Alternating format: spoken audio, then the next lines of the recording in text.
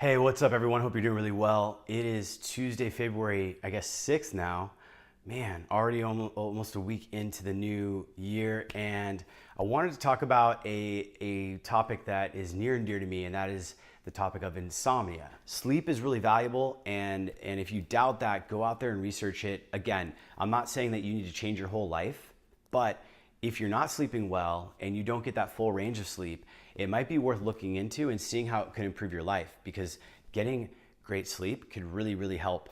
I've got a few tips. I personally have dealt with it on and off for the last, I'd say, year and a half. So without further ado, let's jump into this topic of insomnia and see if we can tackle this beast.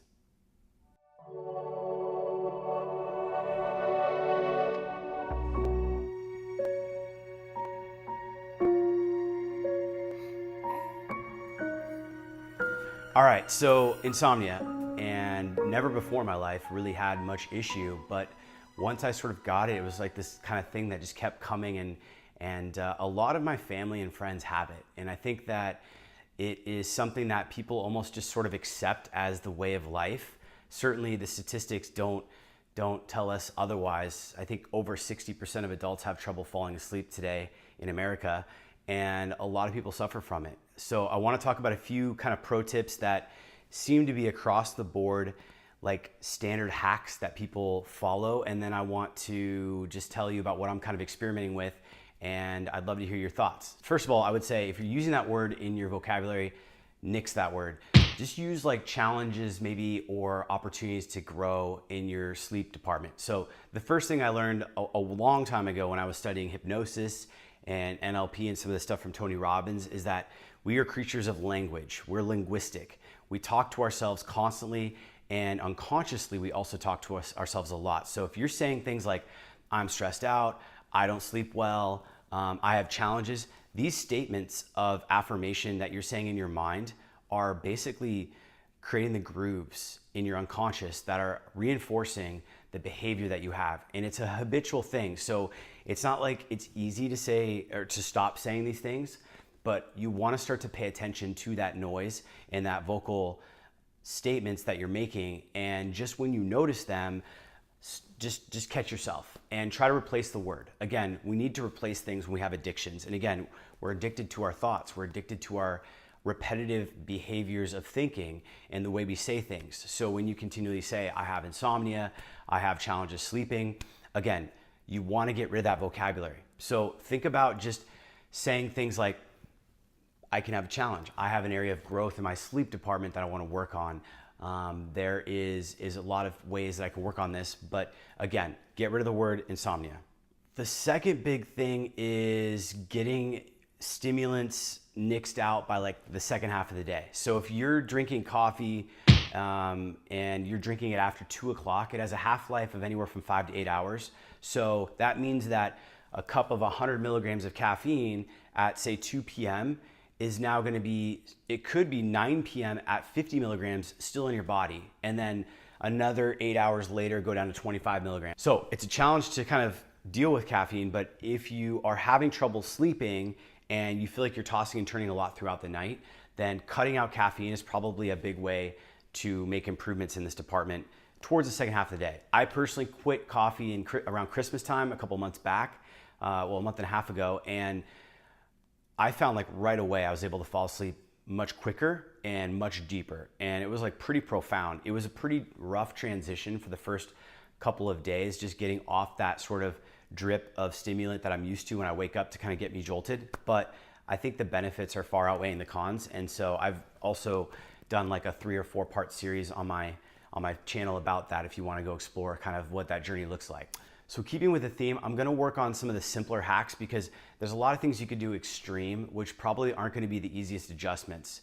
But I would say also on that same theme of cutting out caffeine, watch your alcohol intake and other drugs.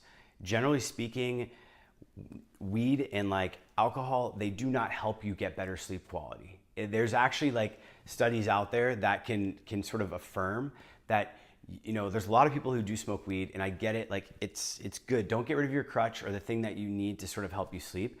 But what you'll notice is if you're smoking weed and you smoke it a lot to go to sleep, when you stop smoking weed, you'll have really vivid dreams. And that's the REM sleep that was suppressed because you're not getting it because your body can't go into the proper stages and the full range of sleep that you need to actually go through the sleep cycles that it needs to go through when you're smoking weed. So for weed in particular, a lot of people who smoke weed, when they quit, they have these like really intense dreams and vivid memories. And it's because your sleep is like backlogged. You haven't been able to process that part of your sleep, which is critical to your body and to your mind and to your function to actually get those processes going. So it was fascinating to me. If you want to learn more, hear more about that from someone who's really specific, check out the Matthew Walker, Joe Rogan podcast about sleep. Matthew Walker is this sleep scientist who wrote a great book, and he speaks with Joe Rogan about basically just about sleep for like a couple hours, and it's pretty cool to kind of talk about all the things you can do. There's another big one, and this is the digital sunset. So what you want to think about is artificial blue light. There have been studies out there that show that the light that comes off your computer screen, your phones, the light bulbs in your house, off like the microwave, the TV, all of that light is suppressing your body's ability to create the primary sleep hormone, melatonin. So if you're looking at screens from like say sunset till 20 minutes, maybe even like 5 minutes before you go to bed, without any sort of filtration, you're basically preventing your body from producing the hormone melatonin, which allows you to get the best quality sleep and recovery that you need. I'm not going to talk about all the benefits of sleep.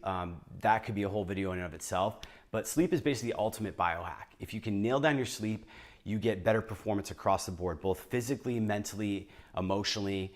You have, it's the king of all things in terms of what is out there to help us recover. And we've never really evolved to a point where we didn't have the ability to sleep well. So it's really just all these things in society with stress and artificial light and stimulants that have sort of cut into our ability to sleep, along with the fact that people don't value it, that have made it a big thing. So this artificial light is really hurting us. And so things you can do, one, you can get a pair of $9 glasses called UVEX glasses. And these things are kind of silly, but they are basically like welder's glasses. And what they do is they filter out all blue light. And what they found with these studies around artificial light and how they affect the actual melatonin production, red light, the red spectrum, had a fairly negligible effect on reducing our production naturally of melatonin.